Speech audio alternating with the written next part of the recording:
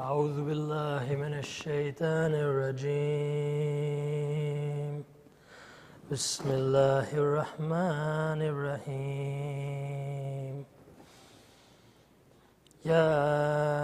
ياسين والقرآن الحكيم إنك لمن المرسلين على صراط مستقيم تنزيل العزيز الرحيم لتنذر قوما ما أنذر آباؤهم فهم غافلون لقد حق القول على أكثرهم فهم لا يؤمنون إنا جعلنا في أعناقهم أغلالا فهي إلى الأذقان فهم مقمحون وجعلنا من بين أيديهم سدا ومن خلفهم سدا فأغشيناهم فهم لا يبصرون وسواء عليهم أأنذرتهم أم لم تنذرهم لا يؤمنون إنما تنذر من اتبع الذكر وخشي الرحمن بالغيب فبشره بمغفرة وأجر كريم إنا نحن نحيي الموتى ونكتب ما قدموا وآثارهم وكل شيء أحصيناه في إمام مبين واضرب لهم مثلا أصحاب القرية إذ جاءها المرسلون إذ أرسلنا إليهم اثنين فكذبوهما فعززنا بثالث فقالوا إنا إليكم مرسلون قالوا ما أنتم إلا بشر مثلنا وما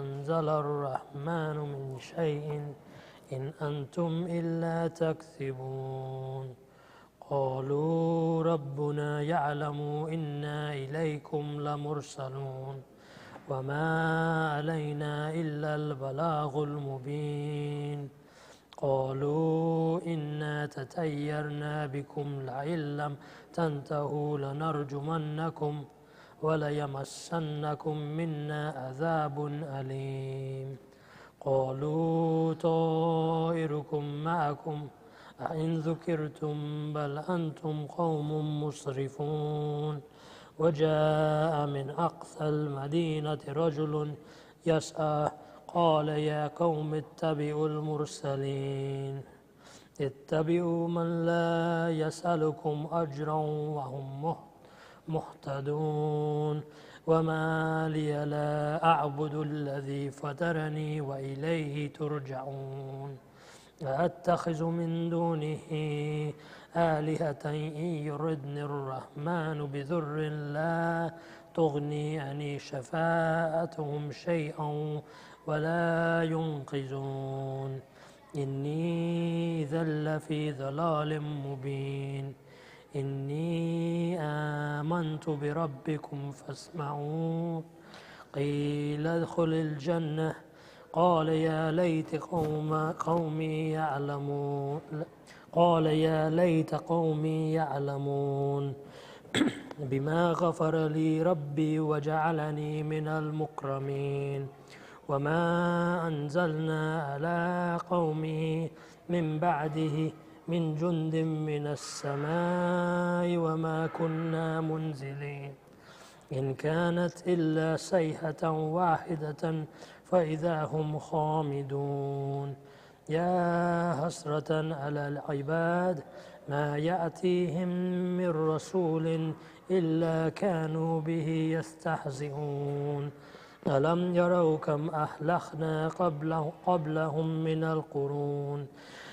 القرون أنهم إليهم لا يرجعون وإن كل لما جميع لدينا محضرون وآية لهم الأرض الميتة أحييناها وأخرجنا منها حبا فمنه يأكلون وجعلنا فيها جنات من نخيل وأعناب وفجرنا فيها من العيون ليأكلوا من ثمره وما عملته أيديهم أفلا يشكرون سبحان الذي خلق الأزواج كلها مما تنبت الأرض ومن أنفسهم ومما لا يعلمون وآية لهم الليل نسلخ منه النهار فإذا هم مظلمون والشمس تجري لمستقر لها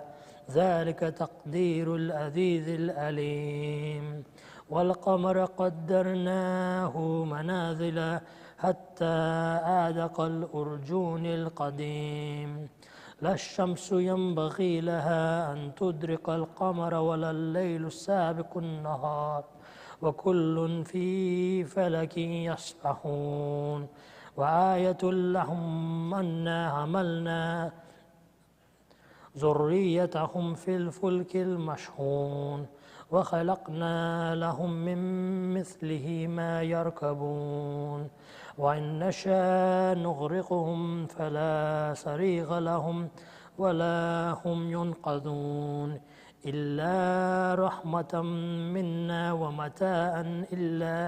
ومتاعا إلا حين وإذا قيل لهم اتقوا ما بين أيديكم وما خلفكم لعلكم ترحمون وما تأتيهم من آية من آيات ربهم إلا كانوا عنها معرضين وإذا قيل لهم أنفقوا مما رزقكم الله قال الذين كفروا للذين آمنوا أنطعم من لو يشاء الله أطعمه إن أنتم إلا في ضلال مبين ويقولون متى هذا الوعد إن كنتم صادقين ما ينظرون إلا صيحة واحدة تأخذهم وهم يخصمون فلا يستطيعون توصية ولا إلا أهلهم يرجعون ونفخ في السور فإذا هم من الأجداث إلا ربهم ينسلون قالوا يا ويلنا من بعثنا من مرقدنا هذا ما وعد الرحمن وصدق المرسلون إن كانت إلا صيحة واحدة فإذا هم جميع لدينا محضرون فاليوم لا تظلم نفس شيئا ولا تجزون إلا ما كنتم تعملون إنا أصحاب الجنة اليوم في شغل فاكهون هم وأزواجهم في ظلال على الأرائك متكئون لهم فيها فاكهة ولهم ما يدعون سلام قولا من رب رحيم وامتازوا اليوم أيها المجرمون ألم أحد إليكم يا بني آدم ألا تعبدوا الشيطان إنه لكم عدو مبين وأن اعبدوني هذا صراط مستقيم ولقد أضل منكم جبلا كثيرا أفلم تكونوا تعقلون هذه جهنم التي كنتم توعدون اصلوها اليوم بما كنتم تكفرون اليوم نختم على أفواههم وتكلمنا أيديهم وتشهد أرجلهم بما كانوا يكسبون ولو نشاء لتمسنا على أعينهم فاستبقوا الصراط فأنى يبصرون ولو نشاء لمسخناهم على مكانتهم فما استطاعوا مضيا ولا يرجعون وما ألمنه الشعر وما ينبغي له إن هو إلا ذكر وقرآن مبين لينذر من كان حيا ويحق القول على الكافرين أولم يروا أنا خلقنا لهم مما عملت أيدينا أنعاما فهم لها مالكون وذللناها لهم فمنها ركوبهم ومنها يأكلون ولهم فيها منافع ومشارب أفلا يشكرون وتأخذوا من دون الله آلهة لعلهم ينصرون لا يستطيعون نصرهم وهم لهم جند محضرون فلا يحزنك قولهم إنا نعلم ما يسرون وما يعلنون أولم ير الإنسان أنا خلقناه من نطفة فإذا هو خصيم مبين وضرب لنا مثلا ونسي خلق قال ما يحيي العظام وهي رميم قل يحييها الذي أنشأها أول مرة وهو بكل خلق عليم الذي جعل لكم من الشجر الأخضر نارا فإذا أنتم منه توقدون أوليس الذي خلق السماوات والأرض بقادر على يخلق مثلهم بلى وهو الخلاق العليم إنما أمره إذا أراد شيئا أن يقول له كن فيكون فسبحان الذي بيده ملكوت كل شيء وإليه ترجعون.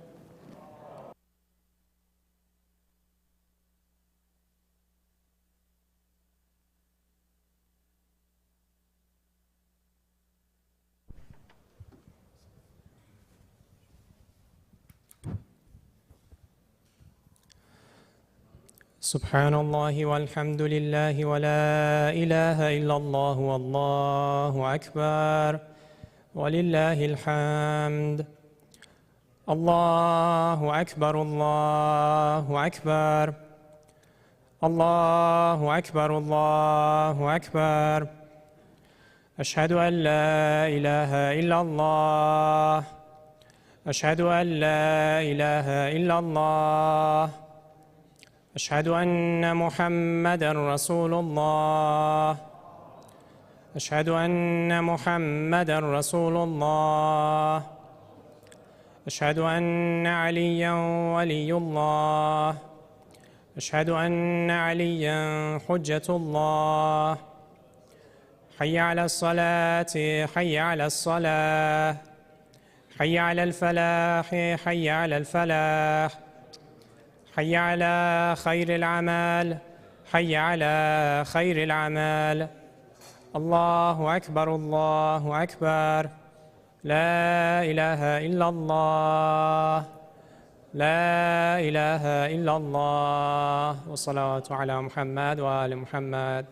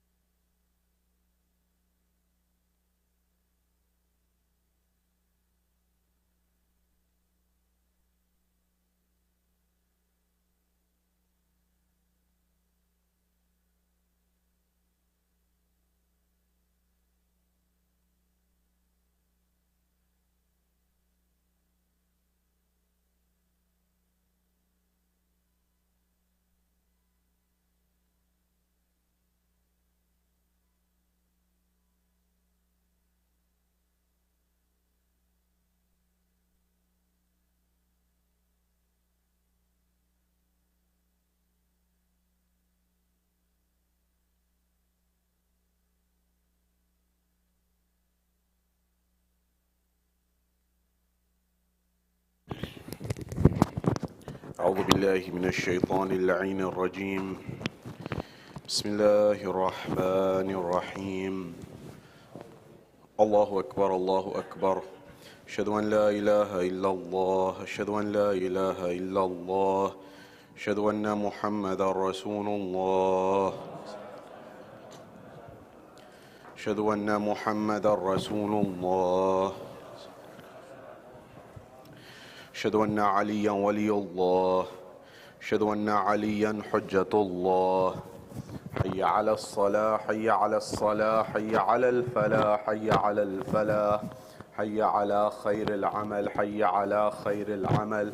قد قامت الصلاة، قد قامت الصلاة. الله أكبر، الله أكبر، لا إله إلا الله.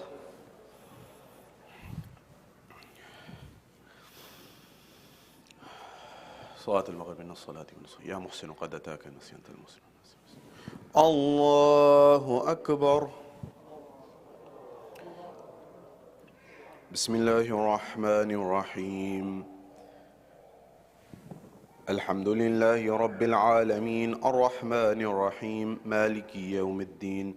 إياك نعبد وإياك نستعين. اهدنا الصراط المستقيم صراط الذين أنعمت عليهم غير المغضوب عليهم ولا الضالين. بسم الله الرحمن الرحيم. إنا أنزلناه في ليلة القدر وما أدراك ما ليلة القدر. ليلة القدر خير من 1000 شهر. تنزل الملائكة والروح فيها بإذن ربهم من كل أمر. سلام هي حتى مطلع الفجر. الله أكبر. سبحان الله سبحان الله سبحان الله سبحان ربي العظيم وبحمده. سمع الله لمن حمده. الله أكبر. سبحان الله سبحان الله سبحان الله سبحان ربي الأعلى وبحمده. الله أكبر. استغفر الله ربي وأتوب إليه. الله أكبر. سبحان الله سبحان الله سبحان الله سبحان ربي الأعلى وبحمده. الله أكبر. بحول الله وقوته أقوم وأقعد وأرقى وأسجد. بسم الله الرحمن الرحيم. الحمد لله رب العالمين الرحمن الرحيم مالك يوم الدين. إياك نعبد وإياك نستعين. اهدنا الصراط المستقيم صراط الذين أنعمت عليهم غير المغضوب عليهم ولا الضالين. بسم الله الرحمن الرحيم. قل هو الله أحد الله الصمد لم يلد ولم يولد ولم يكن له كفوا أحد. كذلك الله ربي. الله أكبر.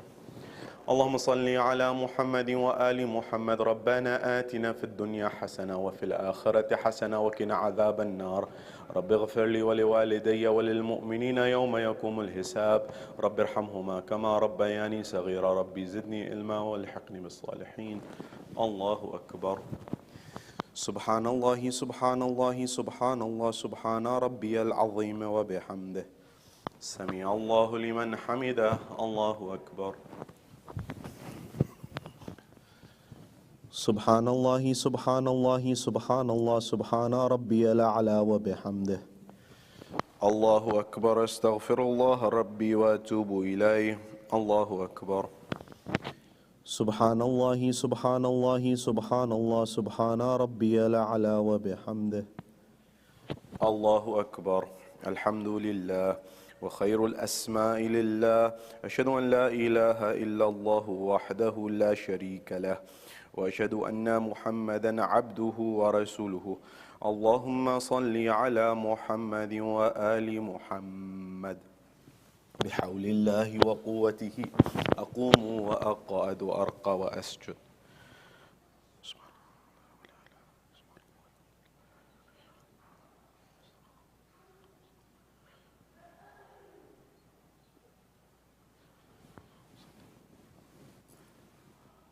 الله أكبر.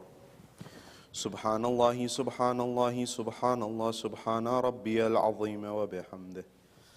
سمع الله لمن حمده. الله أكبر. سبحان الله سبحان الله سبحان الله سبحان ربي الأعلى وبحمده. الله أكبر. استغفر الله ربي وأتوب إليه. الله أكبر. سبحان الله سبحان الله سبحان الله سبحان ربي الأعلى وبحمد ربي صل على محمد وآل محمد. الله أكبر. الحمد لله وخير الأسماء لله. أشهد أن لا إله إلا الله وحده لا شريك له وأشهد أن محمدا عبده ورسوله. اللهم صل على محمد وآل محمد. السلام عليك أيها النبي ورحمة الله وبركاته. السلام علينا وعلى عباد الله الصالحين. السلام عليكم ورحمة الله وبركاته. الله أكبر الله أكبر الله أكبر. لا إله إلا الله.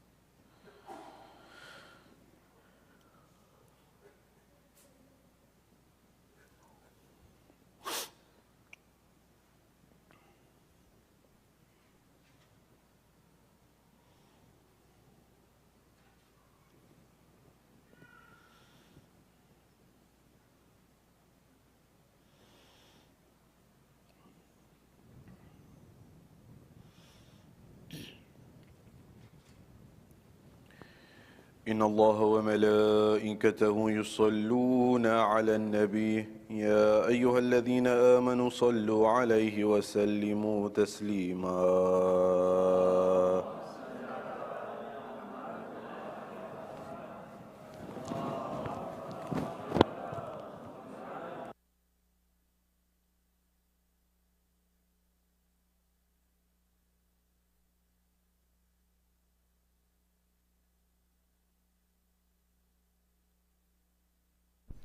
بسم الله الرحمن الرحيم. اللهم إني أسألك موجبات رحمتك وعزائم مغفرتك والنجاة من النار ومن كل بلية والفوز بالجنة والرضوان في دار السلام وجوار نبيك محمد عليه وآله السلام. اللهم ما بنا من نعمة فمنك لا إله إلا أنت أستغفرك وأتوب إليك. بسم الله الرحمن الرحيم. يا شديد القوى ويا شديد المحال يا عزيز يا عزيز يا عزيز ذلت بعظمتك جميع خلقك فاكفني شر خلقك يا محسن يا مجمل يا منعم يا مفضل يا لا إله إلا أنت سبحانك إني كنت من الظالمين. فاستجبنا له ونجيناه من الغم وكذلك ننجي المؤمنين. وصلى الله على محمد وآله الطيبين الطاهرين. اللهم صل.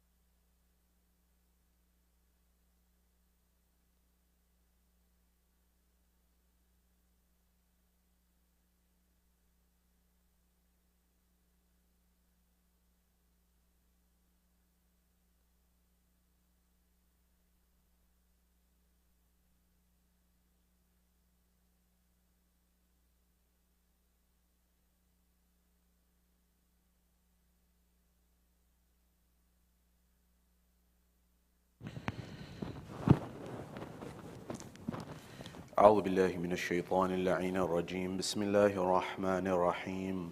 الله أكبر الله أكبر. أشهد أن لا إله إلا الله. أشهد أن لا إله إلا الله.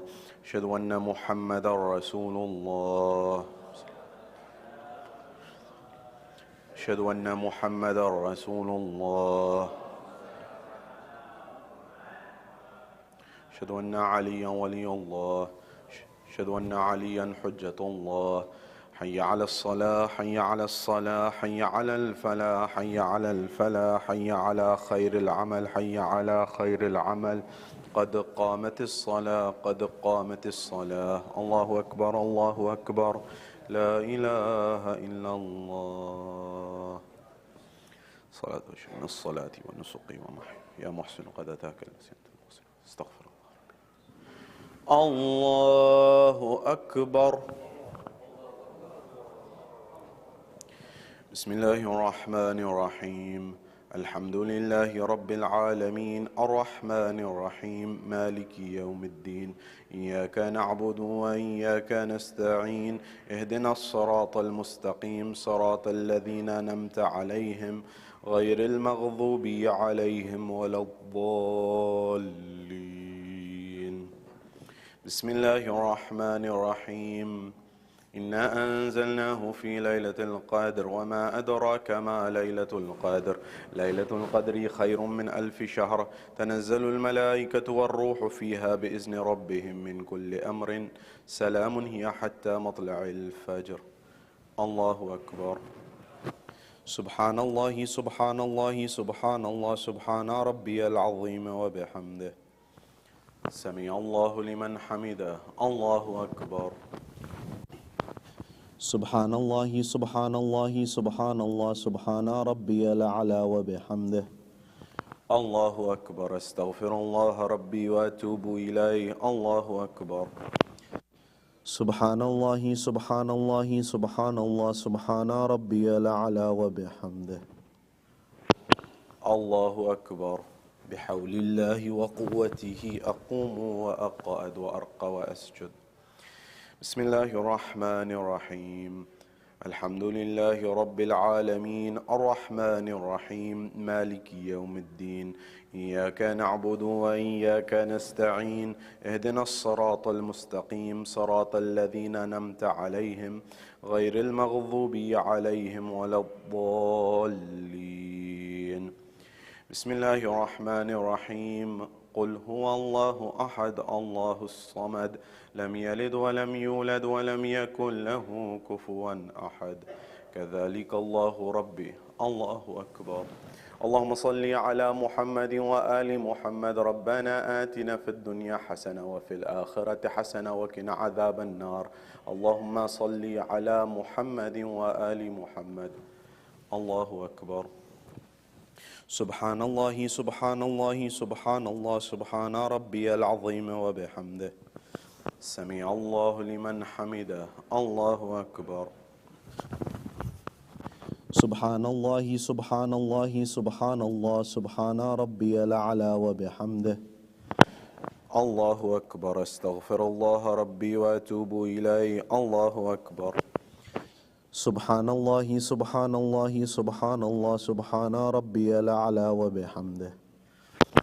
الله أكبر. الحمد لله وخير الأسماء لله.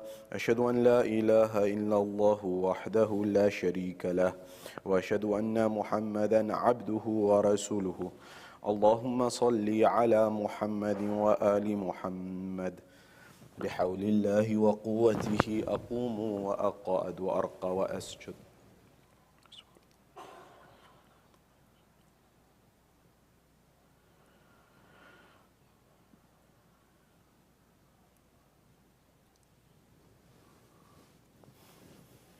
الله أكبر.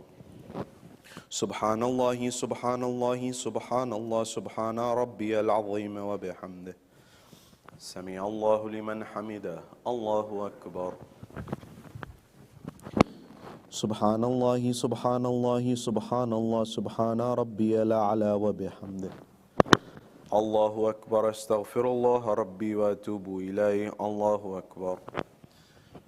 سبحان الله سبحان الله سبحان الله سبحان ربي الأعلى وبحمده. الله أكبر. بحول الله وقوته أقوم وأقعد وأرقى وأسجد.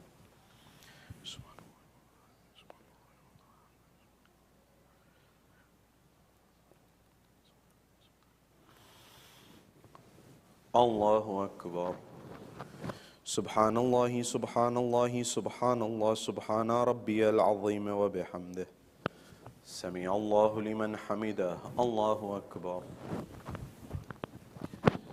سبحان الله سبحان الله سبحان الله سبحان ربي الأعلى وبحمده.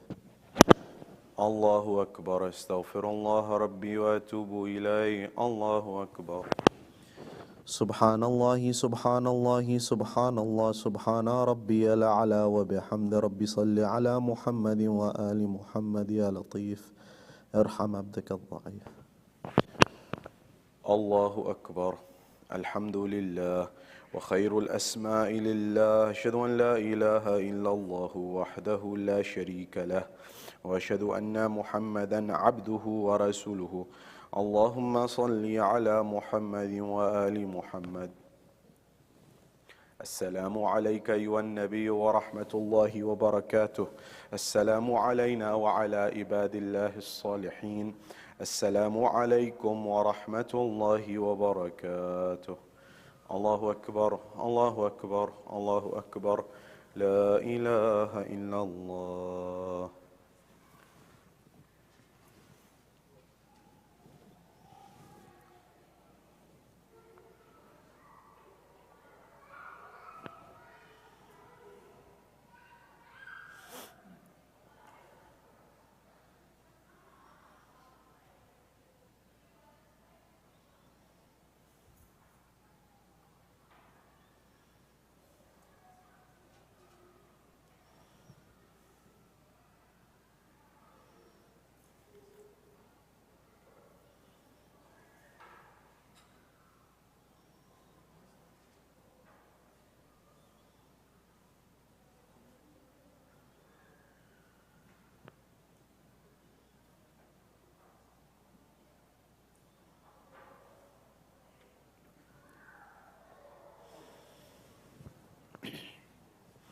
إن الله وملائكته يصلون على النبي يا أيها الذين آمنوا صلوا عليه وسلموا تسليما.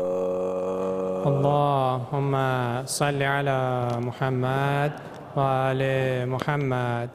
اللهم صل على محمد وآل محمد. اللهم صل على محمد وآل محمد. بسم الله الرحمن الرحيم.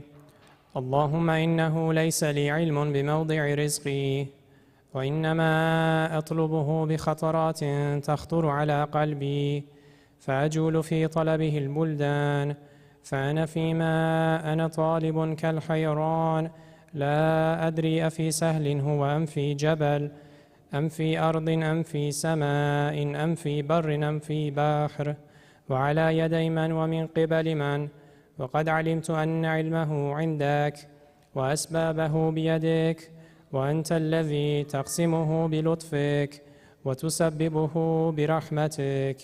اللهم فصل على محمد وآله واجعل يا رب رزقك لي واسعا ومطلبه سهلا ومأخذه قريبا ولا تعنني بطلب ما لم تقدر لي فيه رزقا فإنك غني عن عذابي وأنا فقير إلى رحمتك. فصل على محمد وآله وجد على عبدك بفضلك إنك ذو فضل عظيم. محمد وآل محمد. بسم الله الرحمن الرحيم. يا شديد القوى ويا شديد المحال يا عزيز يا عزيز يا عزيز ذلت بعظمتك جميع خلقك فاكفني شر خلقك يا محسن يا مجمل يا منعم يا مفضل يا لا إله إلا أنت سبحانك إني كنت من الظالمين. فاستجبنا له ونجيناه من الغم وكذلك ننجي المؤمنين. وصلى الله على محمد وآله الطيبين الطاهرين. اللهم صل على محمد وآل محمد.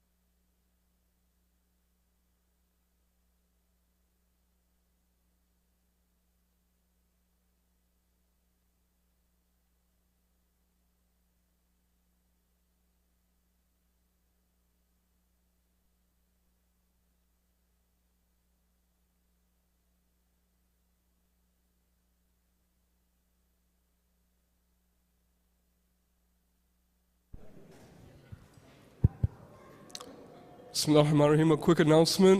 Children's workshop is beginning upstairs. Once again, the children's workshop is beginning upstairs. Muhammad wa Muhammad salawat.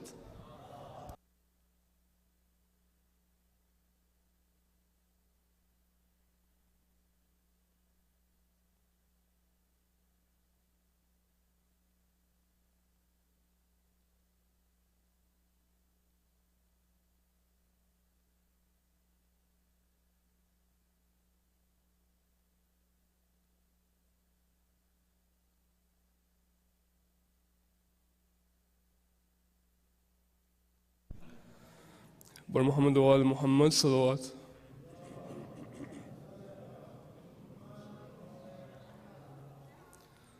حسين الغريب الغريب الحسين حسين الشهيد شهيد الحسين حسين الغريب الغريب الحسين حسين الشهيد شهيد الحسين حسين الغريب الغريب الحسين حسين الشهيد شهيد الحسين. دعائی دعائی خدا را دعائی یہ دشت بلا میں ہے کیسی تباہی بہایا ہے کس نے یہ خون محمد قیامت یہ دائی ہے کس نے الہی جوانوں بزرگوں کو مارا گیا ہے شہیدوں میں شامل ہے ننھا سپاہی حسین الغریب الغریب الحسین حسین شہید شہید الحسین. کیا جشن برپا یوں اہل حوث نے شہیدوں کے لاشوں پہ دم کے بجائے ارے جلا ڈال آل محمد کے خیمے سکینہ کے منہ پر تماچے لگائے، جو بیمار تھا اس کا بستر نہ چھوڑا، نبی زادیوں پر بھی در چلائے، حسین الغریب الغریب الحسین، حسین شہید شہید الحسین۔ اتی اپنے مرکز سے بنت محمد، سیاہ شب کی چادر میں چہرہ چھپا کر گئی کربلا میں، تو اس نے یہ دیکھا ہے بوسیدہ کرتے میں کی لاش بے سر، بدن سارا تیروں سے چلنی پرا ہے، لہو میں ہے ڈوبا ہوا سارا پھینک کر، حسین الغریب الغریب الحسین، حسین شہید شہید الحسین۔ گزارش ہے آقا ہماری یہی، ہم کو روزے پہ مولا بلا لیجئے، ہم کو زوار مولا بنا لیجئے، ہم کو دامن میں مولا چھپا لیجئے، گرفتار جور و ستم ہم ہوئے ہیں، مصیبت سے ہم کو بچا لیجئے، حسین الغریب الغریب الحسین، حسین شہید شہید الحسین، حسین الغریب الغریب الحسین، حسین شہید شہید الحسین۔ بر محمد و آل محمد صلوات۔ رحم الله من قرأ السورة المباركة الفاتحة.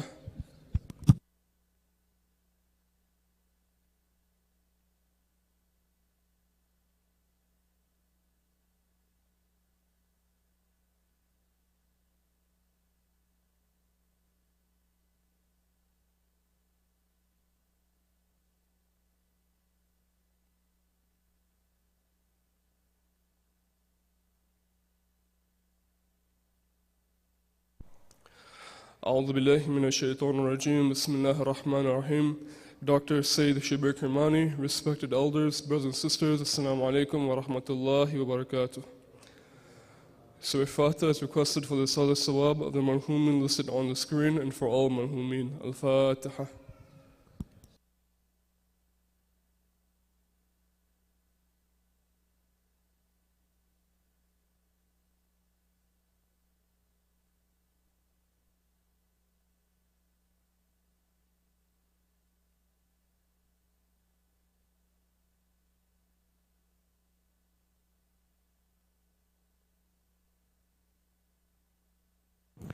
Ayam Nujibu is requested for the names listed on the screen and for all those that need here and elsewhere. Bismillah ar-Rahman ar-Rahim. أَمَّن يُجِيبُ الْمُضْطَرَّ إِذَا دَعَاهُ يَكْشِفُ السُّوءَ أمن يجيب المضطر إذا دعاه يكشف السوء أمن يجيب المضطر إذا دعاه يكشف السوء أمن يجيب المضطر إذا دعاه يكشف السوء أمن يجيب المضطر إذا دعاه يكشف السوء. Upcoming ladies majalis. Tomorrow, Monday, September 2nd, the ladies will commemorate the Shahadat of the Holy Prophet at 10:30 a.m. On Tuesday, September 3rd, the ladies will commemorate the Shahadat of Imam Rida alayhi salam at 10:30 a.m. Both majalis will take place in the Gents main hall and will be recited by Zakira Sabab Imani. For those who wish to contribute towards the Tabarruk and Hadiyah, please contact Sister Rafia Nathani at 407-921-7454.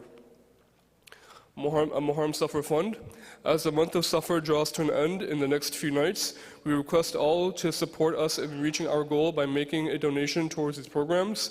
We are less than $7,000 from reaching our target of $88,800. To make a contribution, please contact Brother Murtaza Kareem or Sister Batul Muki on the number on the screen, or you can sell your donation to donate@mashlahay.org or go to the link shown on the screen.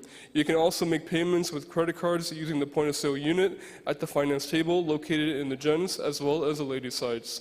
Additionally, we have opened the Niyaz Fund, allowing everyone to contribute and receive blessings for the Niyaz served at the Masjid for the Shahadat of the Holy Prophet and the Shahadat of Imam Rida alayhi salam. To make a contribution, you can donate in the Niyaz Fund donation boxes that have been placed in both the gents and ladies sections or the methods listed on the screen. At this time, I'd like to call Dr. Sayyid Shabbir Kirmani for tonight's majlis with Ilad Salawat ala Muhammad wa Ali Muhammad.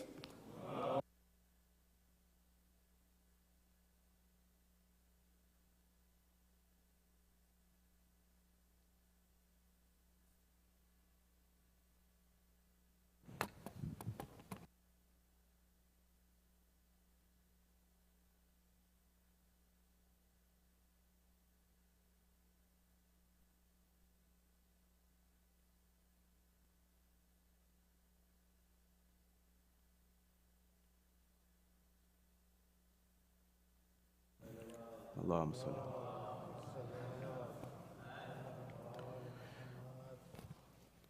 أعوذ بالله من الشيطان اللعين الرجيم. بسم الله الرحمن الرحيم. فوض أمري إلى الله إن الله بصير بالعباد ولا حول ولا قوة إلا بالله العلي العظيم. حسبنا الله ونعم الوكيل ونعم المولى ونعم النصير.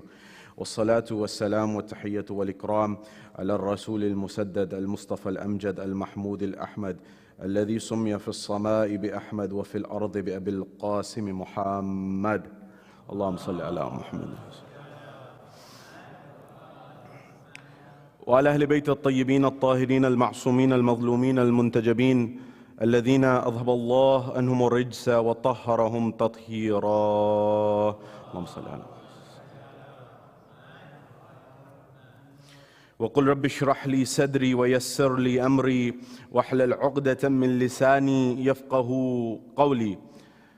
أما بعد، قال الله تبارك وتعالى في كتاب الكريم: بسم الله الرحمن الرحيم وما أرسلناك إلا رحمة للعالمين. صدق الله العلي العظيم. صلوا على محمد وآل محمد. الله. My respected elders, brothers and sisters in Islam and Iman, here in Florida, across the globe, wherever you may be hearing my voice, Salamun alaykum jami'an wa rahmatullahi wa barakatuh. Question: what is the mercy upon the alameen?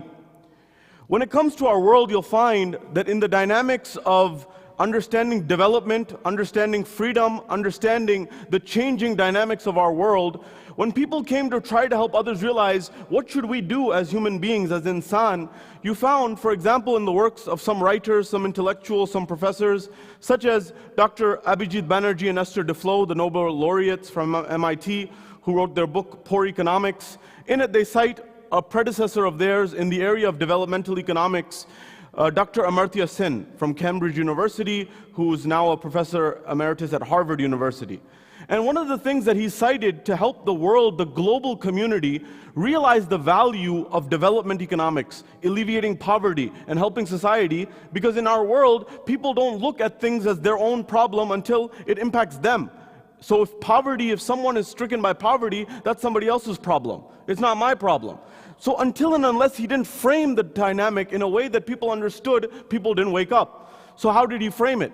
He said, look, when you and I see a child who grows up in a society such as Asia, Africa, America, Canada, United Kingdom, any part of the world, and they are poverty-stricken, but especially in those places where there's abject poverty, where the person or the child doesn't grow to their full height, there are places, sometimes we live so oblivious to this, but there are places in our world, believe it or not, where people, because of lack of nutrition, they don't grow to their full height. An example of this is the Scandinavian countries in the last 100 years. They have increased their average height in the last 100 years simply due to nutrition.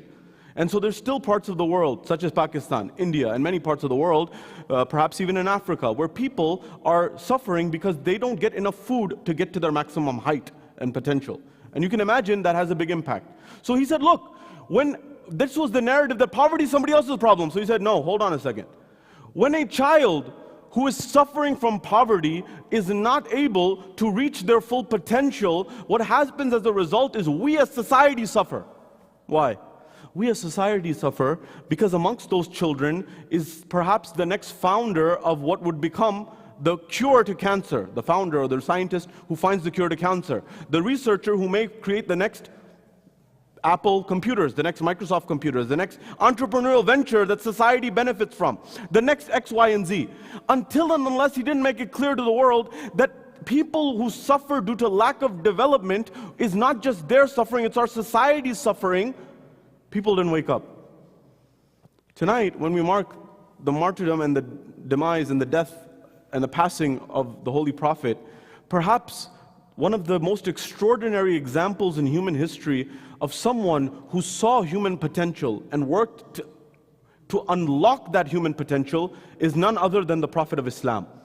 That is, when he came to an environment, in an era, in a scenario, in a world where in this world people were oftentimes warmongering. In this world, some were burying their daughters alive. In this world, some people would fight for generations, sometimes if someone looked wrong at them.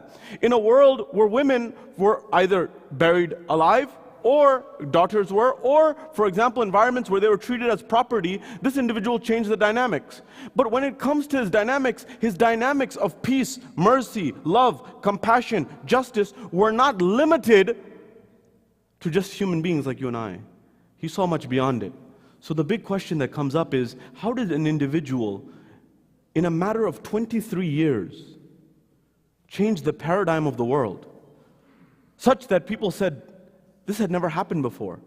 How is it that the world was shackled in forms of slavery, and this individual came and said that slavery is not just of the physical form that you see. There's a deeper slavery, that is intellectual slavery, that is economic slavery, that is philosophical slavery. That he said, first emancipation, freedom, liberty, begins in the mind. And if you can unlock the minds and the shackles of the mind, you can free people. And that's what he showed. Before Rasulullah, people, if they saw someone like Salman, by the way, if you know the history of discrimination, don't think it was always on color, although color was a big part of it. The Arabs, for example, there was slavery and slave trades going on, and they definitely did not see someone of colored skin as equal, far from it. But if you read the history of America, there were times where Irish people were also discriminated against, although their skin color may have been similar. And similarly, Salman would have been discriminated against in the environment prior to the Prophet as an Ajami of Persian descent, as was Bilal discriminated against. But the Prophet was trying to emancipate people, said, get beyond the skin color.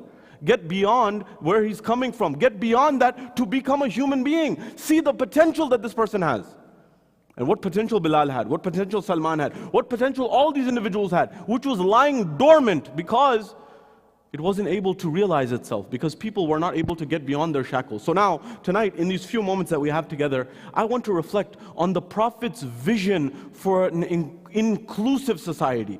A society where there is love, justice, peace, equality for all. When we in America today say liberty and justice for all, in for example, the Pledge of Allegiance, it was Rasulullah who came and said, look, everyone should have a fair shot. Everyone should have a fair right. Everyone should have a fair standing in society. And he did this by inculcating love, respect, mercy, compassion. So when the Quran says in Surah Anbiya, verse 107, وَمَا أَرْسَلْنَاكَ إِلَّا رَحْمَةً لِلْعَالَمِينَ, we have not sent you, O Muhammad, except as a mercy unto the alameen. We often, sometimes, translation is the biggest harm to the Quran.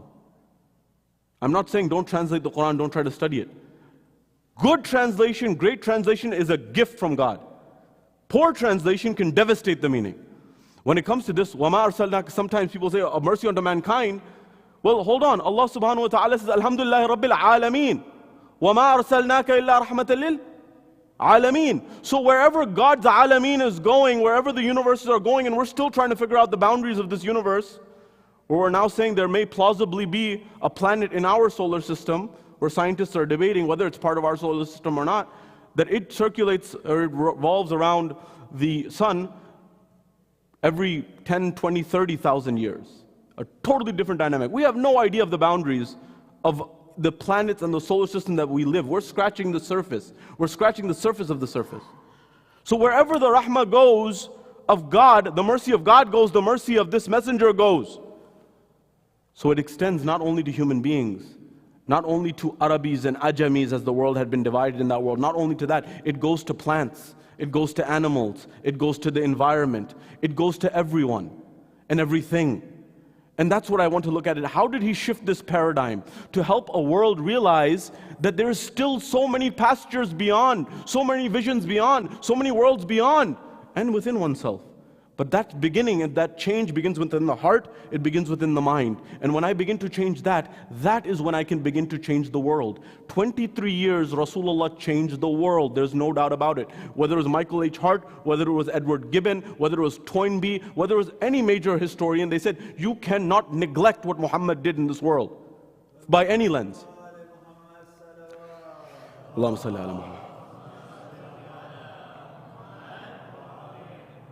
You can't neglect what he did by any lens. Even if you're his adamant enemy, you cannot deny that he was supremely successful. In terms of impact, in terms of changing the paradigm, in terms of changing the world. So I want to give a glimpse of how did the paradigm of the leadership of Rasulullah show how one should govern, how one should lead, how one should be compassionate to the maximum extent, but also effective. Because no one could say that Rasulullah was not effective. You know, when you read one of the political science books that's studied often in the canals of the world and implied, is a book 600 years ago called The Prince by Niccolo Machiavelli, right? He was an advisor to the Medici family as well as to the church, many influential people. And he said, look, there's a good king, a good prince, and there's an effective prince. They're not the same. By the way, some say he was being prescriptive, others say he was being descriptive. He was not telling you how to be, he was just saying this is what it is. He says, a good, righteous, good prince is Jesus. Jesus called people to be compassionate. Jesus, son of Mary, he called people to be good, to be compassionate, to be loving. But what did the world do to him? They raised him to the stake from the Christian perspective. They killed him. They crucified him. Good person, world didn't take care of him. The world didn't do well with him. Effective, in his mind, he argues, is someone who the world, they may not even be good, but they're effective in their role, they're effective in that position. Muhammad sallallahu alaihi wasallam shifts this paradigm.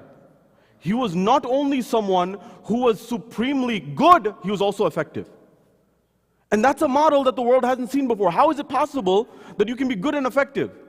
And he showed that. How did he do it? Allow me to explain in a few highlights. Rasulullah comes into this world, he's born and he's an orphan, his father has passed away, he dies with his mother a few years in his proximity. He grows up in that environment feeling the pains of what it means to be an orphan. That's why throughout his life he never neglected the right of an orphan, and he invited people to make sure that you look after the most downtrodden, especially the orphans. Number one. Number two, he grows up in this environment where there's not justice all the time, there's not fairness all the time, there's not equity all the time.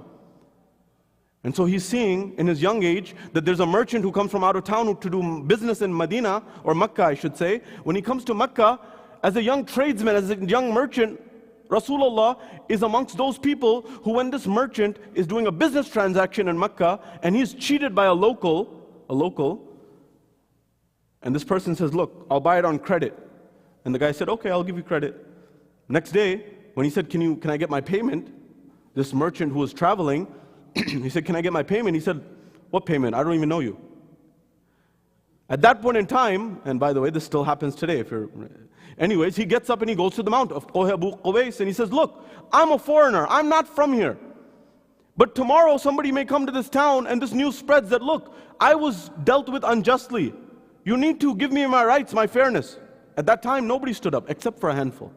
Amongst them was Rasulullah Muhammad in the early age of his era, before the age of 40, where he said, look, we need to establish something called Hilf al-Fudul, which they established, which was a league of the virtuous, where they said, we are going to be a council that reconciles these disputes and these matters so that people come to a reality and said, look, this isn't good for business, this isn't even good for morality, this isn't good for society. You shouldn't take advantage of people. First example. Second example, further on. In this example of the life of the Prophet, you'll find that even early on he was trusted as Sadiq and Amin, to the point when the chieftains of Mecca had a dispute about who will put the stone into the Kaaba, Hajr al-Aswad, it was Rasulullah who reconciled and said, look, grab a scarf, grab a cloth, each of you grab one corner and come to the corner of the Kaaba. And at that point, they said, but now who's going to place the stone into the corner of the Kaaba? He said, I'll do it.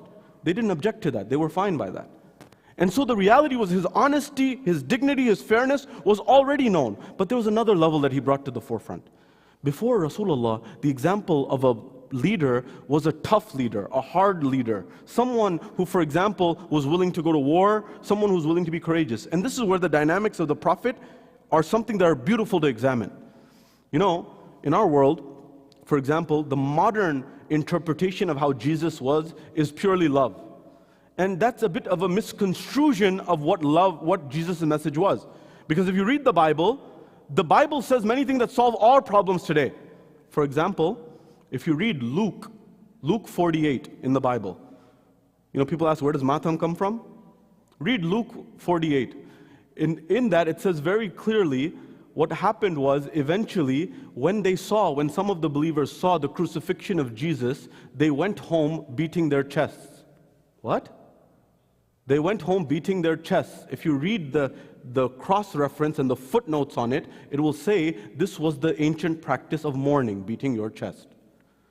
And so coming back to the same Bible tells you and I today, when it comes to understanding Jesus, when people were looking at this, what was the vision? They'll say, for example, Jesus was all love. Although Jesus was love, all of the prophets were love. Rasulullah was about love. But he also had the concept of righteous indignation, which our Christian brethren believe in. You know righteous indignation? When they said to Martin Luther King that, oh, are you being angry? He says, no, I'm being righteously indignant. It's intervening when injustice is being done. When was Jesus righteously indignant? When they turned the temple into a trade shop, when they started trading money and exchanging money into the temple. Anyways, why am I saying this to you? I'm saying this to you because Rasulullah, he worked on people's akhlaq.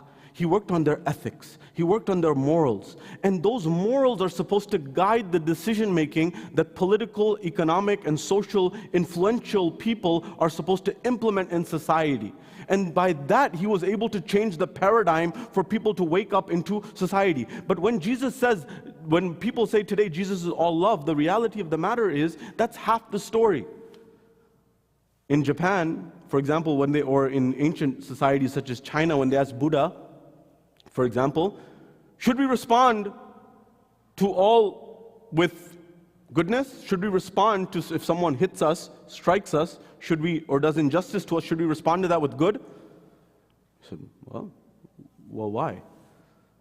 So, we should respond to everything with good. Well, he said, then what do you respond to when someone does good to you? Do the opposite of it? I said, no. He said, you respond with injustice with justice, and you respond to good with good. Similarly, in the Japanese proverb, we talk about the pen and the sword dynamic. In Japan, they say the pen and the sword. Rasulullah said the pen is mightier than the sword. There's wisdom here. He didn't neglect the sword. Why am I saying this? In our world, they try to paint Rasulullah as a warmonger. But if you look at our modern world, from Nietzsche to many of the philosophers of the 20th century, they all said that you actually need to have power. Power, Superman or Ubermensch, is what makes a person a person. Well, Rasulullah said you need to extract knowledge, intellect, wisdom, love to the maximum ability. But there's going to be some category of people of society who will become an impediment to society's flourishing. And if they don't know anything except fighting, and that's the case, then so be it in that case. Islam was a very practical and pragmatic religion. And it was one that spirited people to go further. So now come with me on this journey of love and compassion. How? When we talk about insan kamil, as Ibn Arabi talked about, when we talk about the perfected human being, none other than Rasulullah is the most perfected of creation of Allah subhanahu wa ta'ala. When Allah says, for example, that when He created insan and He goes through the layers of the creation of insan, and He says about insan, فَتَبَارَكَ اللَّهُ أَحْسَنَ الْخَالِقِينَ, after He talks about the embryology of creation, He says, then glory be to the one who is the best of creators. It is in reference to Rasulullah, the best of creation, that He's saying the statement. Allah is saying. Number one. Number two, when it comes to this dynamic of Rasulullah, Rasulullah is the manifestation of the excellence of what maximum reach insan can reach. Number one. Number two, on this same dynamic, Rasulullah also teaches us the dynamics of aql and ishq. Aql, maximum level, is exhausted to the maximum level. It's extremely important. But when it comes to the divine love, it's the love that Rasulullah inculcates in people that allows them to awaken. I remember there was a writer, Rosina Ali. She wrote this in the New Yorker. You know the New Yorker publication?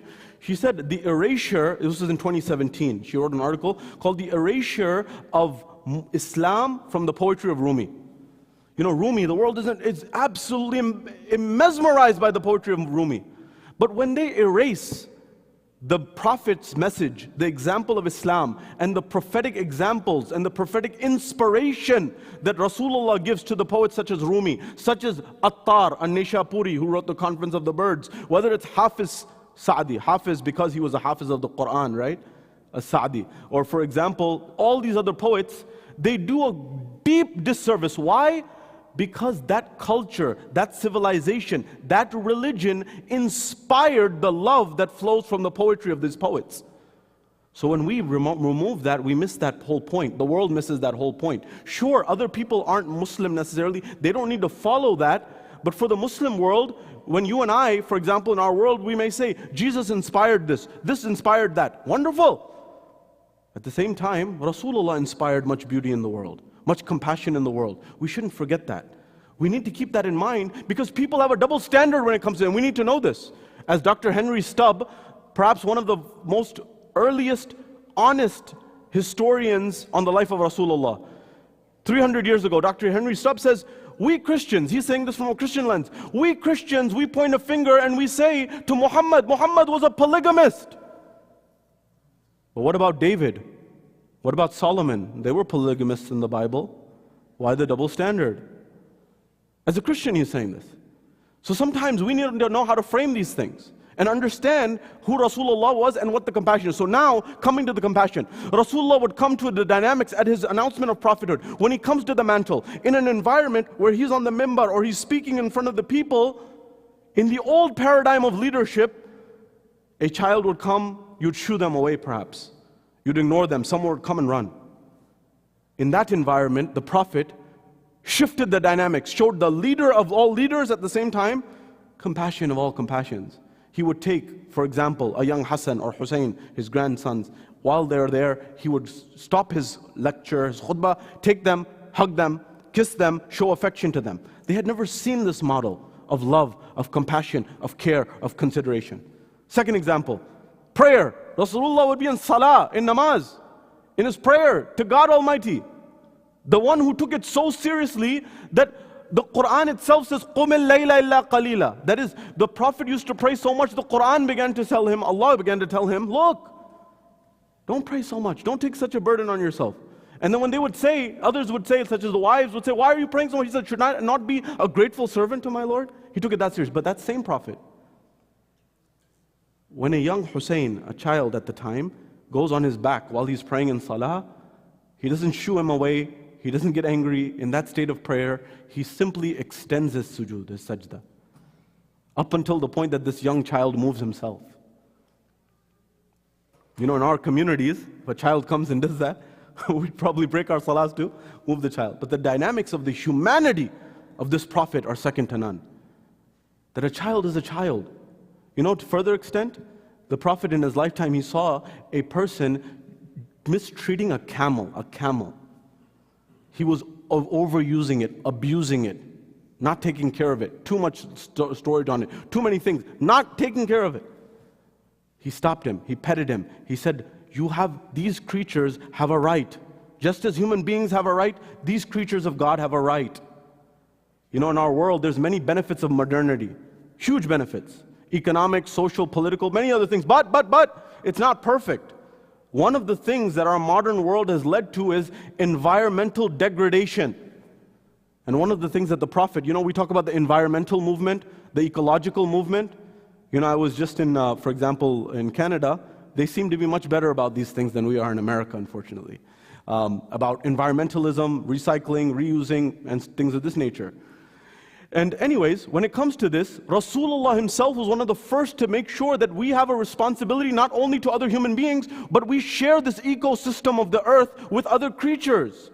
And they also have a right on it as well. And that means that we need to take care of this environment by planting trees. In fact, Ibn Khaldun, one of the first sociologists in history, who Mark Zuckerberg told his team to read his works, Muqaddimah, he said when the Arabs, wherever they would take over or conquest, even after the conquest, all of those roads throughout Africa, throughout the Middle East, were lined with trees. And you would see trees as far as the eye could go. Because it's a policy in Islamic law that you, number one, in warfare, you are not allowed to cut down the trees of the opposition. I'm not telling you what, for example, certain Muslim countries are doing. I'm telling you what Rasulullah's principle was. Islam is different, the implementation by certain Muslims is different. But the principle was, you cannot destroy someone's plants, you can't destroy their economic infrastructure, you can't demoralize them to the point that you destroy and devastate them. I'm saying this to the world that gave the world Hiroshima and Nagasaki. I'm saying this to the world that gave the world the World War II. I'm saying this to the world that gave the world World War I. I'm saying this to the world that seems like it's eminent on World War III. It's convinced that it wants to proceed in that regard. That learn about the dynamics of not destroying, demoralizing, and demolishing civilizations that for 80, 90 years afterwards they're still suffering from the consequences. That's not humanity. That's not insaniya. So now when it comes to all of these dynamics, I'm leaving everything just to come to this culmination. That the Prophet teaches us how to be strong, effective, but also be kind and compassionate. Whereas the same Prophet says, the best of you is the one who says that he looks after his family. Or the same Prophet is the one who says, the best of you amongst men is the one who says to his wife, I love you. This is not Bollywood or Hollywood. This is the Prophet saying that when you say to your wife, I love you, you'll find that it will never leave her heart. That statement. This Prophet who showed people what compassion is, what justice is, what fairness is. In that environment, it's important for us to learn from his model. And when it comes to this, he is no doubt the most loved creation of Allah subhanahu wa ta'ala, because he exemplifies that what is magnificent and the ability of magnificence within human beings. That's also, by the way, why when we talk about Imam Hussein alayhi salam, it's not disconnected from the discussion of Rasulullah. Because the Prophet himself said, Husseinu minni wa ana min al-Husayn. So when I'm discussing Hussein alayhi salam, it's as a subset, a microcosm of the discussion of Rasulullah himself. When I'm discussing Ali al-Murtada, I'm discussing him as a subset, as a disciple, as a student fully of Rasulullah. So it's important to understand this dynamics. Remember, the movement of Rasulullah is a movement of love, of compassion, of being careful, to the point that when it came to Sulh Hudaybiyah, you talk about leadership, Sulh Hudaybiyah, which Rasulullah himself said is my greatest accomplishment, some of the Muslims were the biggest opponents to him. He said that this seems very unfair to Muslims and very fair to the opposition, more fair. He said, the wisdom, let it be. Let them get this win. But he had this vision of what the future entails. Or when he wrote the Misaq of Medina, the Constitution of Medina. In the Constitution of Medina, believe it or not, even Karen Armstrong and many writers have said, when it comes to world religions, you'll be hard-pressed to find a religion that is as tolerant as Islam in that era or before that era. Why? Because Islam says very clearly for the Sabian, for the Christian, for the Jew, for the likes of them, there is no fear. Mawahid also. Other religions say it's my way or the highway. Islam said if you're on the right path, to the extent that the constitution of Medina included the Jewish community of Medina as part of the Ummah, in the definition of Ummah. We sometimes haven't even understood what the Prophet was, how far he was looking. He was looking way farther than one can imagine. That's why the poets' pens have gone dry, but the poetry on the Prophet, it doesn't do justice. As the poet says, as I draw to a conclusion, जिसमें यासीन को साये से अलग रखा है, जिसमें यासीन को साये से अलग रखा है. According to narrations, Rasulullah didn't have a shadow because he was made from nur, he was made from light. So it never cast a shadow onto the ground. In fact, when he would walk by an alleyway or a street in Medina, you'd smell the fragrance for 3 days. It was not only literal perfume of his being, it was also figuratively. That is, he perfumed the hearts and the lives of people with his akhlaq, with his morals, with his integrity, with his justice, with his truth. And the simplicity was, as Edward Gibbon said, that he was the Caesar without the legions of Caesar. And he was the Pope without the pretensions of the Pope. Meaning he had all the power of Caesars, but he didn't have all the glitz and glamour. And he also had all the power and authority of the Pope. But when the Christians of Najran came to the mosque of Rasulullah in Medina, they couldn't tell who Rasulullah was because of his simplicity. He blended in. And there was the same Prophet who allowed them to pray in his mosque, in the mosque of Rasulullah. The Christians of Najran, Rasulullah is letting. You talk about tolerance in a world that says he's intolerant. जिसमें यासीन को साये से अलग रखा है, जिसमें यासीन को साये से अलग रखा है, नूर को उसने जुल्मात से अलग रखा है, और फासला इश्क की शिद्दत को बढ़ा देता है, फासला इश्क की शिद्दत को बढ़ा देता है, इसलिए काबा मदीने से अलग रखा है, इसलिए काबा मदीने से अलग रखा है. As the poet says, the distance increases love. That's why it seems that Allah has kept the Kaaba in Mecca away from the mosque of Nabi in Medina. That is a symbol of the love and affection that is there. The compassion is there. As the poet says, Ba'daz Khuda buzurg tu hi, qissa mukhtasar. The whole story of exaltedness. What can I say about Rasulullah? After Allah, you are the most exalted of creation. End of story. Rasulullah, he embodies what it means. So why that love? Why did Iqbal? Why did Rumi? Why did all these individuals say? You know the story of Rumi and Shah Shams? We're told the diluted Western version. You know the diluted Western version? The diluted Western version of the meeting of Rumi and Shah Shams Tabriz is one aspect. That they meet, and when they meet by the river, and Shams Tabriz is someone who is a mystic, and this is an intellectual Rumi. Rumi is an intellectual. So he knows all the fiqh and jurisprudence. And so he sees this person who's like a darwish, Sayyid Shams Tabriz, Shah Shams Tabriz, the one who wrote Bood Ali Bood and many other great works of a mystical nature. He says, what's all this? Books. And Rumi says to him in arrogance, you won't understand. Like this is above your pay grade. And so Shah Shams takes all the books and he throws them in the water. And this is a time where you don't have the internet. So all these books are like manuscripts, one copies. He's losing his mind. Rumi said, what did you just do? He said, what did I do? He said, you're free. He started like losing it. He said, what did you just do? He said, what? He said, you threw all my books into the river. He said, what books? In what river? He said, my books, all of my life's work, all of these books. He says, oh, these books. He starts dusting them off as if they never touched the water. And the Rumi said, what on earth was that? I saw you throw it into the river. They should be soaked and drenched, and the ink should be fading. And he says, what's the meaning of this? And Shah Shams looks right back at him and says, you won't understand. It's above your pay grade. So he understood there's a whole other world. But there's another question that is written in the Muslim books that's often not mentioned. You know what Shah Shams really asked in one interpretation? When they met, he asked him a question. And the question that Shah Shams asked Rumi that changed his life was, he said, how much love of Rasulullah do you have in your vessel of life? And so as a faqih, Rumi said, love of Rasulullah is symbolic of insani kamil, of love of Allah's word, of so many things. It's a symbolic metaphor for everything. Anyways, he says, how much love? He said, it's filled to the brim. It's full to the brim, to the edge of the vessel, of the cup, of the container of life. It's full of the love of Rasulullah. And then he asks the second question. Shah Shams asks Rumi, that changes the world. He said, well, how big is your vessel? Said, maybe this big. This is the vessel that we see, right? Typically like this big, maybe this big.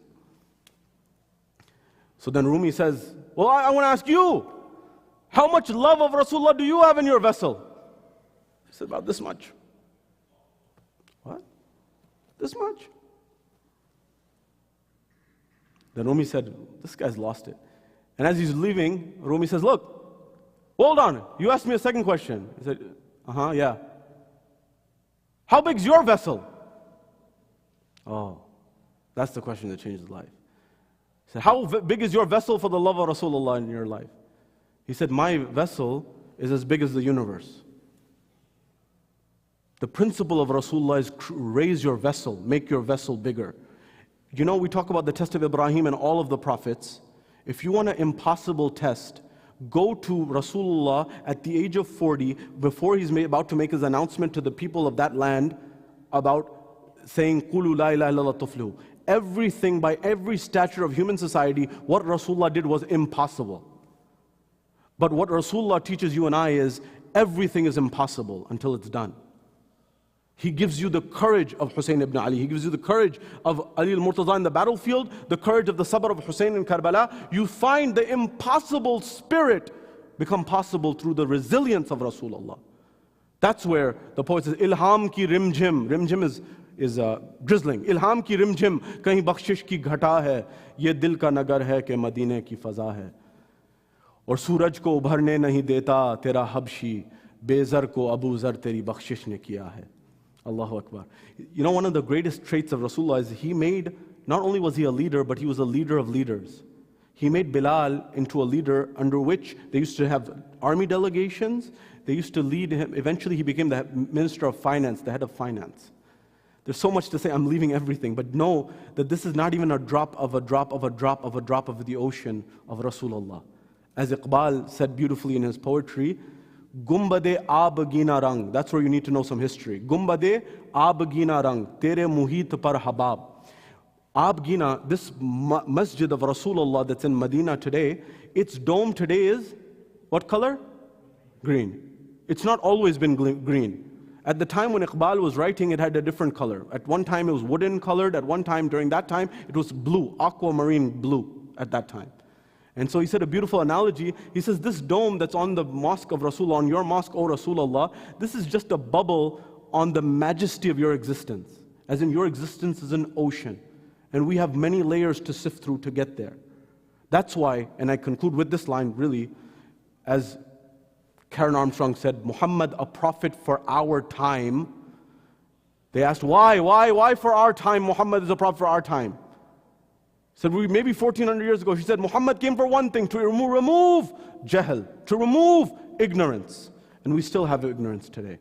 And Muhammad is needed now more than ever to eradicate that injustice, that ignorance that exists in life. Nonetheless, we turn our hearts and our minds to the tragic scenes in Medina. Rasulullah is departing from this world, this one who looked after the orphans, the widows, the children, the downtrodden of society, everyone who had been neglected, been marginalized by society. In trying to look after them, eventually he's departing from this world. And as he's departing from this world, it's as if symbolic love, justice, compassion, ethics, in some sense are leaving with him. He's left the teachings behind, but the implementation needs to be followed upon. Eventually, the moments come that Bibi Fatima al-Zahra, the daughter of Rasulullah, who Rasulullah said, Fatima ummu abiha, Fatima is the mother of her father. That is, she was so affectionate, so caring, so compassionate towards her father, as if she was a mother in some sense. Eventually, Rasulullah is in a state where he is departing from this world. When he's departing, there's a knock on the door. When there's a knock on the door, the narrations say that Fatima al-Zahra, the daughter of Rasulullah, she comes to the door, and she says, my father is not well. It seems he's leaving this world. Perhaps you can give him some space. Perhaps you can give him some privacy at this moment. Eventually, he leaves. There's another knock on the door. Eventually, the same individual comes. She says, did I not tell you a moment ago?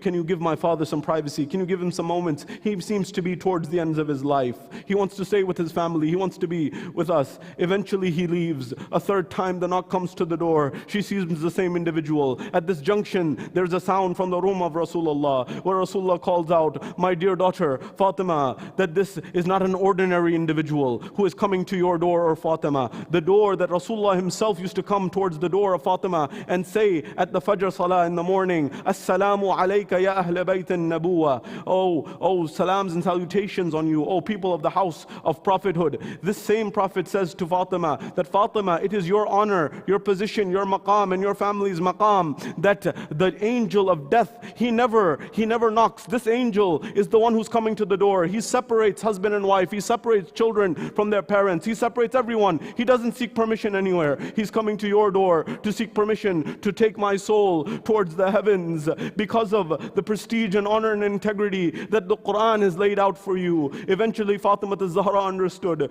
this blessed messenger who was compassionate, loving to the maximum extent that one can imagine. Eventually, what happens is that his holy soul departs towards the heavens. The arrangements are made. The funeral arrangements are made. The burial arrangements are made and proceedings are made. The Ahlul Bayt come and make arrangements for the burial of Rasulullah. And this blessed messenger returns back to his Lord. Ajrukum ala Allah, azadaro do jumle, Rasul Khuda, wo Rasul, wo Payghambar, jisne kaha ki sabse zyada imtihan mujh par guzre, wo kya imtihan hai, shayad zindagi mein bhi imtihan rahe, shayad ba'da zindagi bhi imtihan rahe, kyunki Rasulullah ke samne wo tamam manzar the jo zindagi mein hue magar ba'da zindagi jo hone wale the.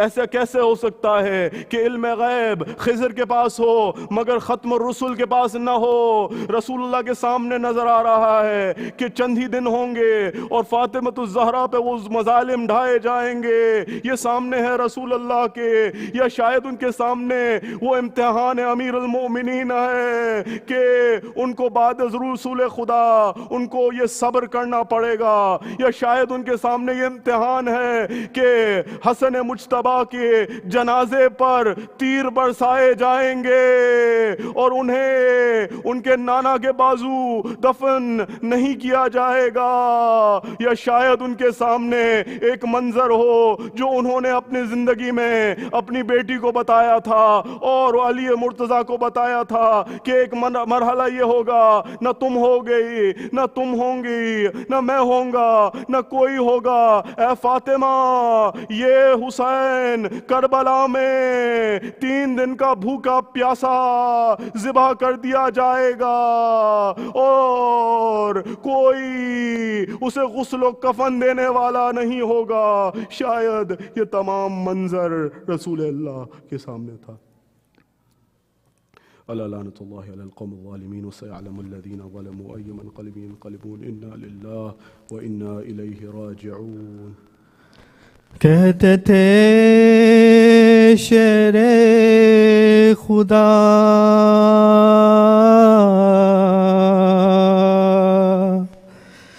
सब्र करो फातिमा,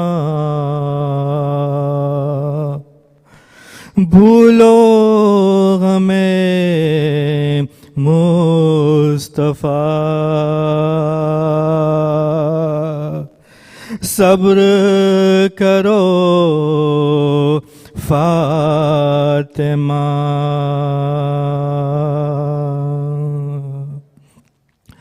खास the power हो तुम,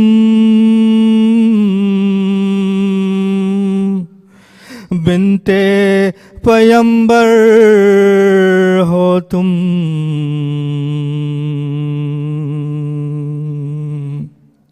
लोग सुनेंगे सदा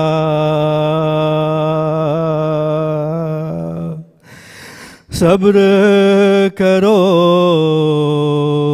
फातिमा। فاطمہ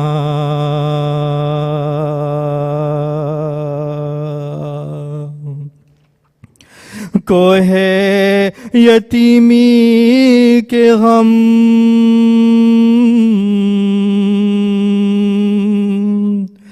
سب کے لیے ایک ستم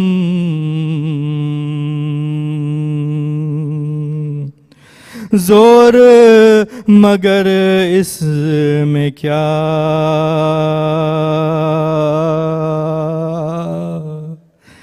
صبر کرو فاطمہ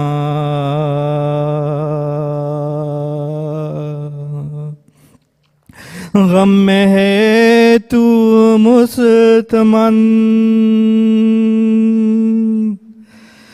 صبر خدا کو پسند تھی یہی اس کی رضا صبر کرو فاطمہ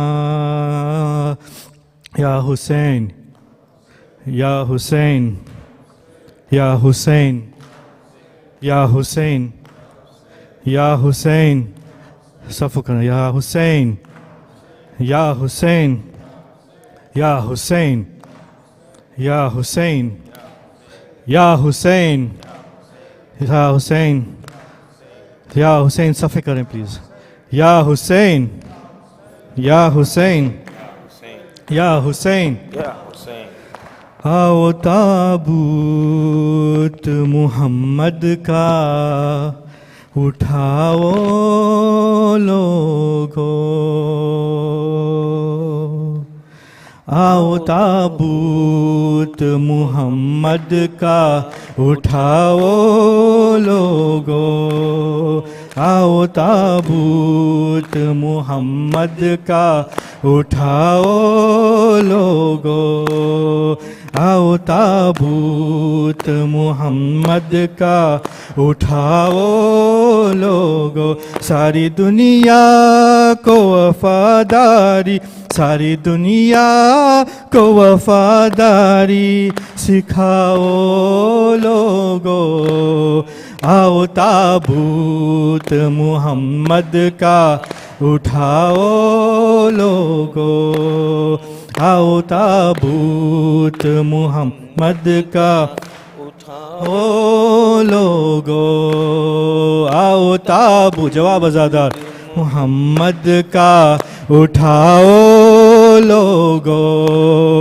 آؤ تابوت محمد کا اٹھاؤ لوگو جس عقیدت سے بپا کرتے ہو میلاد نبی جس عقیدت سے بپا کرتے ہو میلاد نبی فرش غم ویسے محمد کا فرش غم ویسے محمد کا بچھاؤ لوگو آؤ تابوت محمد کا اٹھاؤ لوگو آؤ تابوت محمد کا اٹھاؤ لوگو یہ صفے غم ہے محمد کی یہاں فرق نہیں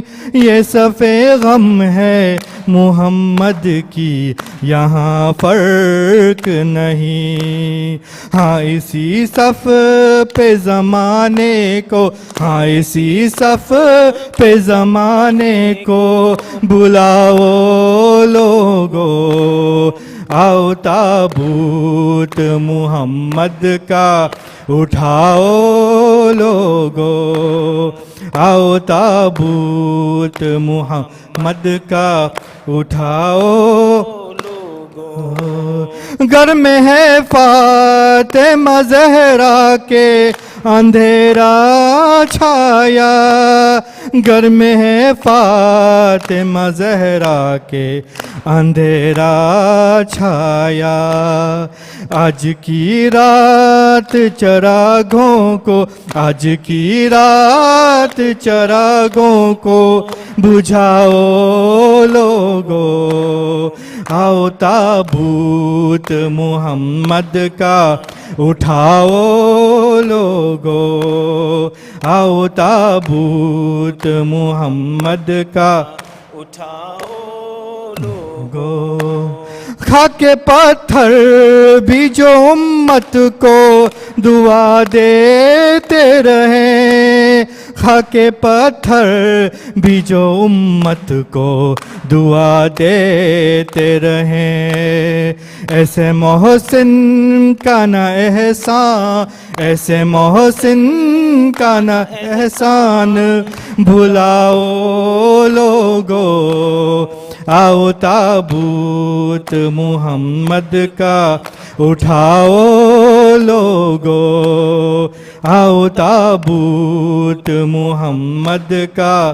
اٹھاؤ لوگو، اپنے غم بھول کے دیتی ہے خدیجہ یہ صدا، اپنے غم بھول کے دیتی ہے خدیجہ یہ صدا، آنسو زہرا کی یتیمی پہ، آنسو زہرا کی یتیمی پہ بہاؤ لوگو، آؤ تابوت محمد کا اٹھاؤ لوگو، آؤ تابوت محمد کا اٹھاؤ لوگو، غم میں مظلوم کے رونا ہے نبی کی سنت، غم میں مظلوم کے رونا ہے نبی کی سنت،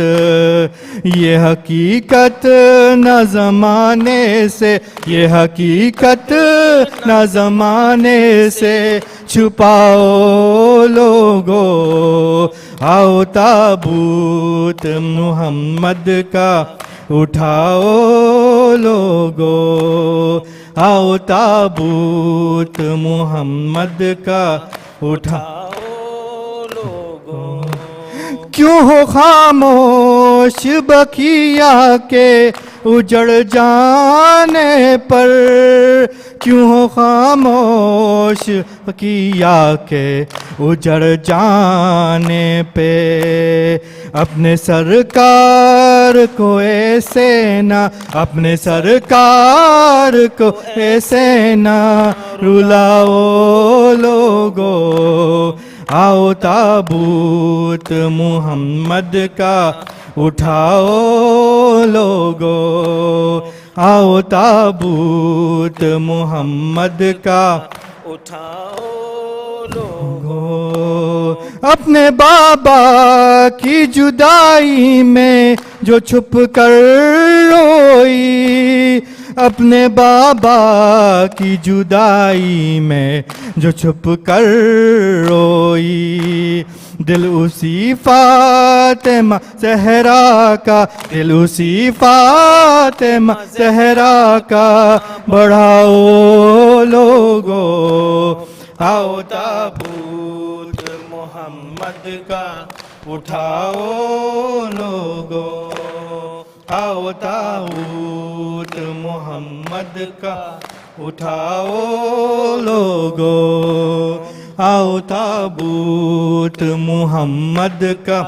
اٹھاؤ لوگو، مولا حق امام یا حسن یا حسین، مولا حق امام یا حسن یا حسین، مولا حق امام یا حسن یا حسین، مولا حق امام یا حسن حسین یا حسین یا حسین، شام غریبہ آ گئی، शाम गरीब आ गई, आबिद को गैरत खा गई, पहरे पे ज़ैनब आ गई, पहरे पे ज़ैनब आ गई, अब्बास व अकबर है कहाँ, मौला हक इमाम या हसन या मौला हक इमाम या हसन या हुसैन, मौला हक इमाम या हसन या हुसैन या हुसैन या हुसैन या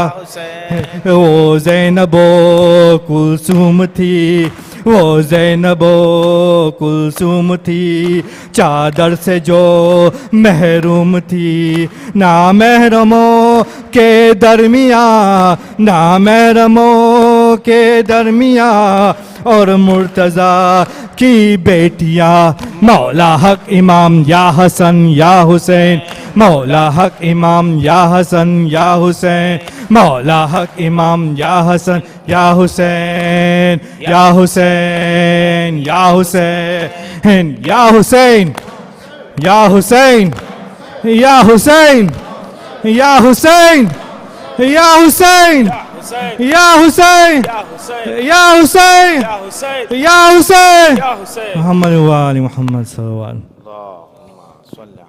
तवज्जो।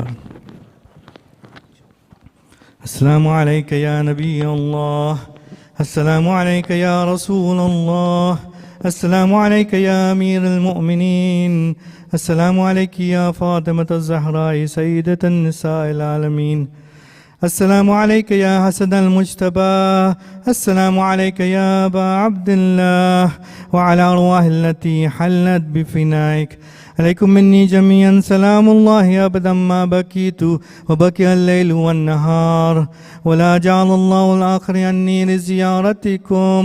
अस्सलामु अलल हुसैन व अला अली इब्न अल-हुसैन व अला औलादिल हुसैन व अला अस्हाबिल हुसैन, खुसूसन सय्यदी व मौलाना अबुल फज़ल अब्बास व उख्तिका ज़ैनब व बिन्तिका सकीना व रहमतुल्लाहि व बरकातुहू। अस्सलामु अलैका या अली ज़ैनुल आबिदीन, अस्सलामु अलैका या मुहम्मद अल-बाकिर, अस्सलामु अलैका या जाफ़र अस-सादिक, अस्सलामु अलैका या मूसा अल-काज़िम, अस्सलामु अलैका या अली अर-रज़ा, अस्सलामु अलैका या मुहम्मद अत-तकी, अस्सलामु अलैका या अली अन-नकी, अस्सलामु अलैका या हसन अल-अस्करी, अस्सलामु अलैका या साहिब अल-अस्र वज़-ज़मान, अल-अमान अल-अमान सय्यदी अल-अमान, अस्सलामु अलैका या शरीक अल-कुरआन व इमाम अल-इंस वल-जान, अज्जलल्लाहु लका मा वअदका मिनन नस्र व ज़ुहूरिल अम्रि व रहमतुल्लाहि व बरकातुहू। बिस्मिल्लाहिर रहमानिर रहीम। अल्लाहुम्मा कुन लिवलियिकल हुज्जत इब्निल हसन सलवातुका अलैहि व अला आबाई फी हाज़िहि अस्साअति व फी कुल्ली साअ वलिय्यन व हाफ़िज़ा व क़ाइदन व नासिरा व दलीलन व ऐना हत्ता तुस्किनहु अर्दका तौआ व तुमत्तिअहु طويلا برحمتك يا أرحم الراحمين، وصلى الله على محمد وآله الطاهرين.